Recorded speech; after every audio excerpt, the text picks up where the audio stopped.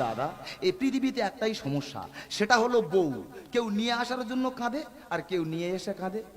আমি একটা জিনিস বুঝতে পারছি না, বলো দিনি কোন ভিটামিনের অভাবে মানুষের শরীরে ভালোবাসার রোগটা হয়? হ্যাঁ, কোন ভিটামিনের অভাবে মানুষের শরীরে ভালোবাসার রোগটা হয়? দাদা গো, আমি একদিন আমার বউকে ভালোবেসে বলেছি যে আমি কৃষ্ণ আর তুমি রাধা। আমার বউ কি উত্তর দিল জানো? আমার বউ উত্তর দিচ্ছে, বলে চাকরি না পেলে আমি বোন আর তুমি দাদা। বলো দিনি, তুই তিন ছেলের মা, তুই বোন হবি কেন রে? হ্যাঁ, তুই তিন ছেলের মা, তুই বোন হবি কেন?